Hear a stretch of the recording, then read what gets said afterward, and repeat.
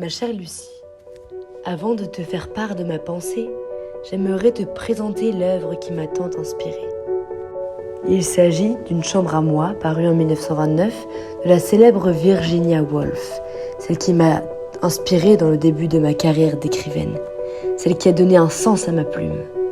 Elle exprime à travers cet essai les pensées qui tourbillonnent dans son esprit et qui enflamment sa plume qu'elle tient entre ses doigts. Elle dénonce avec ferveur les siècles de répression et d'ignorance du talent féminin qui ont privé les œuvres des femmes de voir le jour, étouffées par les entraves de leur époque. Elle ne souhaite pas semer la discorde entre les sexes, mais plutôt mettre en lumière ces femmes oubliées et encourager les générations de femmes à venir. Elle rêve d'un futur dans lequel les femmes jouiront des libertés pour lesquelles elles se sont toujours battues. Ma chère, si tu t'aventures dans les pages de cette œuvre enchanteresse, tu découvriras que Woolf explore avec une délicatesse littéraire inouïe les méandres de la condition féminine, éclairant les coins obscurs de l'histoire où les voix des femmes se sont souvent perdues.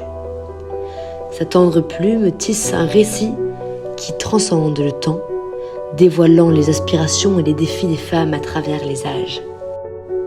Les pages de Woolf vibrent d'un féminisme subtil mais inébranlable. Elles nous rappellent que pour trouver notre voie, nous devons revendiquer notre place, notre temps et notre indépendance. Je me surprends à penser aux femmes de notre temps et à la manière dont chacune, à sa façon, sculpte sa chambre à soi. Comment chacune aujourd'hui tisse sa propre toile.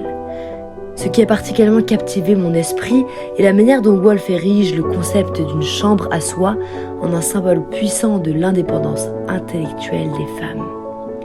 Elle développe l'idée que pour créer, une femme doit avoir un espace matériel et mental exempt des entraves sociales, leur permettant alors de s'émanciper.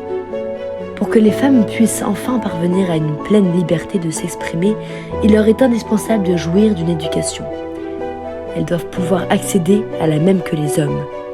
Il leur est nécessaire de développer une voie qui leur est propre, s'affranchir de leur dépendance intellectuelle et financière.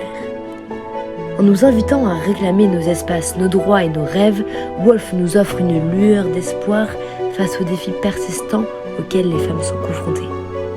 Je voudrais juste ajouter qu'en refermant ce livre, je me suis sentie revigorée, inspirée à embrasser ma propre créativité avec une nouvelle force.